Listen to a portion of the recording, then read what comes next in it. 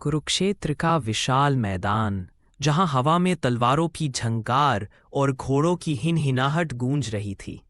अर्जुन अपने रथ पर खड़े होकर धनुष उठाते हैं। उनकी आंखों में विजय का दृढ़ संकल्प झलकता है। सेनाएं व्यूह रचना में खड़ी हैं। युद्ध की तैयारी पूरी हो चुकी है। अर्जुन का मन अभी भी शांत और निश्चित है। वह जानता है कि यह धर्म युद्ध है। अर्जुन की नजर सामने खड़े योद्धाओं पर पड़ती है। भीष्म पितामह, गुरु द्रोण और कर्ण। उनका दिल एकदम थम सा जाता है। ये वही लोग हैं जिन्होंने उसे पाला, पढ़ाया और प्यार किया। अब वे शत्रु की भांति सामने खड़े हैं। अर्जुन के हाथ कांपने लगते हैं। उनका आत्मविश्वास डगमगाने लगता है। अर्जुन का मन अशांत हो उठता है। मैं अपने ही गुरु, पितामह और भाइयों से युद्ध कैसे करूं? वह सोचता है। उसका धनुष हाथ से छूट जाता है और वह रथ के पीछे बैठ जाता है। आंखों से आंसू बहने लगते हैं।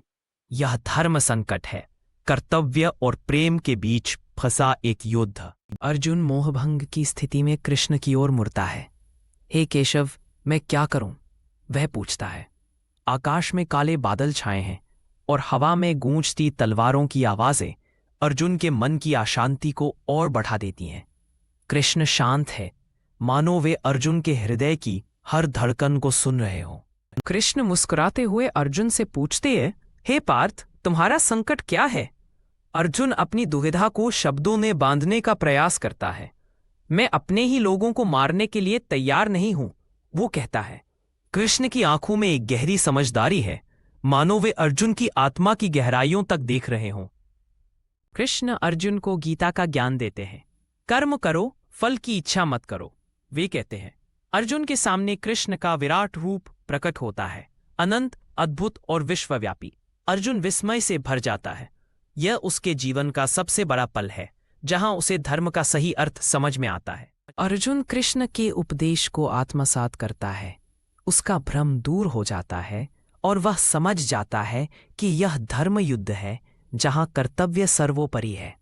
उसकी आंखों में नई चमक आ जाती है। वह धनुष उठाता है, इस बार दृढ़ निश्चय के साथ। कृष्ण मुस्कुराते हैं, जानते हुए कि अर्जुन ने सत्य को पहचान लिया है। अर्जुन अब पूरी तरह से तैयार है। वह जानता है कि उसका कर्तव्य क्या है। हे कृष्ण, अब मेरे सभी संदेह दूर हो गए हैं, वह कहता है। वह युद्ध भूमि की ओर देखता है। इस बार भय या मोह के बिना। उसका हृदय शांत है और उसकी आत्मा प्रकाशित है। कृष्ण की शिक्षाओं ने उसे नया जीवन दिया है। अर्जुन अपने धनुष से पहला तीर छोड़ता है और युद्ध आरंभ होता है। लेकिन अब उसके मन में कोई संदेह नहीं है। वह जानता है कि यह उसका धर्म है। कृष्ण उसके साथ हैं, हर पल उसका मार्गदर्शन करते हुए। यह केवल एक युद्ध नहीं, बल्कि आत्मा की लड़ाई है। अज्ञानता पर ज्ञान की विजय। कुरुक्षेत्र का युद्ध समाप्त होगा, लेकिन गीता का संदेश अमर है। अर्जुन ने सीखा कि कर्तव्य ही सच्चा धर्म है और मोह मनुष्य का सबसे बड़ा शत्रु। कृष्ण का उपदेश केवल एक योद्धा के लिए नहीं, बल्कि हर उस व्यक्ति के लिए है जो जीवन के संघर्षों में फंसा हो। यही है गीता का सार, निष्काम कर्म की शिक्षा।